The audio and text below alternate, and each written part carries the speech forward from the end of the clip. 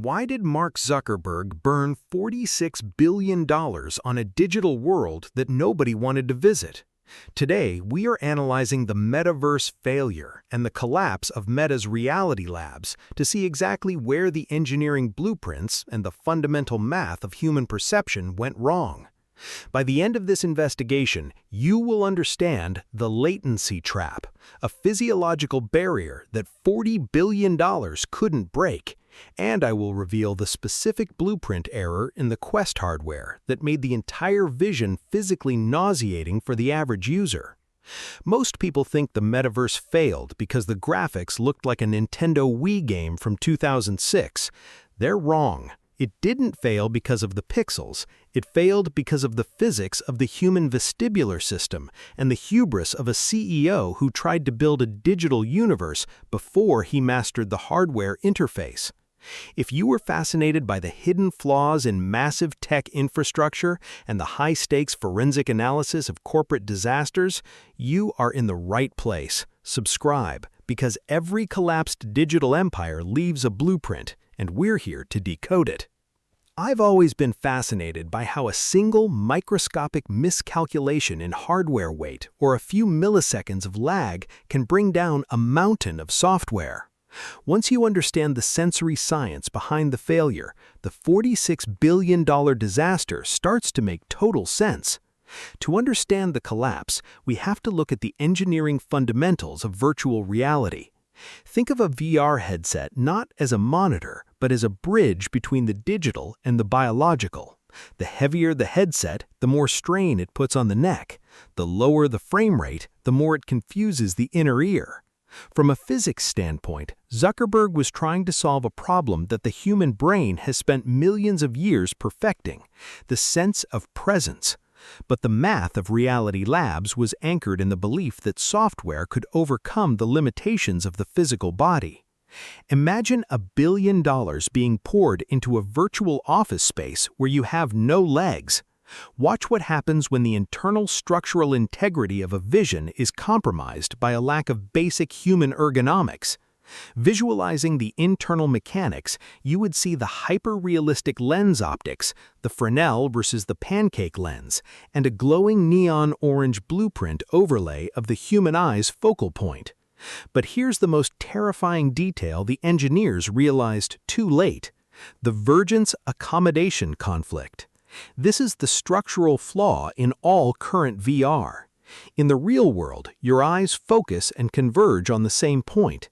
In the metaverse, your eyes converge on a digital object, but they have to focus on a screen just inches from your face.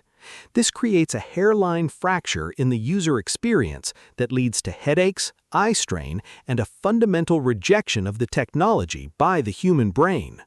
According to the internal structural reports, the project was costing Meta roughly $10 billion a quarter. To put that in perspective, $46 billion is more than the cost of the entire Large Hadron Collider and the James Webb Telescope combined. Let that sink in. Zuckerberg spent more on a digital Horizon Worlds than humanity spent to see the beginning of time. This is where the hubris of the project becomes clear. The engineers ignored the sociological data that suggested people don't want to wear a toaster on their face for 8 hours a day to attend a meeting that could have been an email. The design trapped the vision in a hardware bottleneck. Let's look at the actual blueprints of the corporate pivot. In 2021, Facebook changed its name to Meta. It was a declaration that the company was no longer a social media firm, but an infrastructure company for the virtual age. But as any structural engineer will tell you, you cannot build the second floor without the first. They poured the concrete of the software, creating avatars and digital real estate, before they had a foundation in the hardware that was light enough or powerful enough for mass adoption. The engineers were anchoring the foundation into the porous limestone of current battery technology. A 2-hour battery life for a device meant for all-day work is an engineering dead end. Here's what most people get wrong about this disaster. Men who love uncovering the real truth should look at the social isolation paradox. The myth is that the metaverse failed because people wanted to stay in the real world after the pandemic. The reality is that the metaverse was actually less social than the existing internet. In a quest to make everything immersive, Meta made everything cumbersome. The autopsy of the disaster showed that the retention rate for Horizon Worlds was abysmal. Most users never returned after the first month. They didn't leave because of the bad graphics, they left because the physics of social interaction felt uncanny and hollow. The lateral pressure of trying to force a social network into a 3D space created a massive retention spike in the wrong direction. From a physics standpoint, the Quest Pro, the high-end centerpiece of this vision, was a weight distribution nightmare. Even with the battery moved to the back, the torque on the user's neck during long sessions was a documented engineering failure.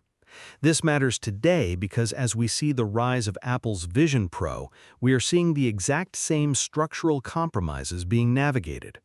Apple, however, realized that you can't build a $500 billion city in a field. You have to build a high-end tool for professionals first. Meta tried to build the city for everyone, but they forgot to build the roads that lead there. Most people don't realize the physics at play when we talk about latency. In a structural disaster like a bridge collapse, we talk about resonance. In the metaverse, we talk about motion-to-photon latency. For the brain to accept a virtual world as real, the delay between your head moving and the image moving must be less than 20 milliseconds. If it hits 30 or 40 milliseconds, the math falls apart and the user gets motion sickness. Meta spent billions trying to shrink this gap, but they were fighting the speed of light and the processing limits of mobile chips.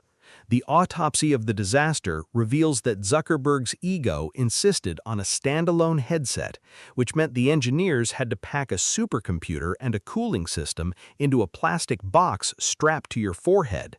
The real-world application of this failure is a warning to the entire tech industry. If you look at the pivot to artificial intelligence that is happening right now, Meta is making the exact same structural compromise, throwing billions at a problem and hoping that sheer volume of capital will solve the underlying engineering hurdles. The reason this $46 billion disaster matters is that it represents the end of the move fast and break things era for hardware. You can break software and fix it with a patch. You cannot break the human neck or the laws of optics and expect a patch to fix it. So, the reason this $46 billion project collapsed into a laughingstock of the tech world comes down to three things: the failure to solve the Vergence-Accommodation Conflict, the choice of a standalone hardware architecture that was too heavy and underpowered, and a catastrophic management ego that ignored the fact that humans are physical beings who value their comfort more than a digital avatar. They built a bridge to a place no one wanted to go, using materials that weren't yet strong enough to hold the weight of their own ambition. As we look at the summary, the takeaway is clear. The metaverse wasn't a failure of imagination, it was a failure of forensic engineering. It was a project that started with the why and the what, but completely ignored the how. Zuckerberg tried to manifest a reality through sheer force of will, but gravity and the human inner ear had other plans. The ghost towns of Horizon Worlds are the silent monuments to a decade of wasted innovation. If you learned something new from this investigation into the blueprints of the digital age, subscribe. Next, we're breaking down why the $10 billion Apple car project was secretly abandoned after a decade of development, and the autonomy gap that Apple couldn't close might surprise you. From a physics standpoint, a car that drives itself is 10 times harder than a world you wear on your face, and the reasons for its collapse are even more fascinating.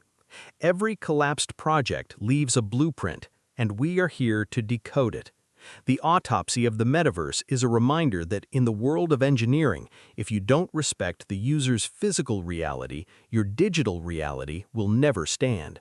I'll see you in the next investigation as we continue to look at where the math goes wrong.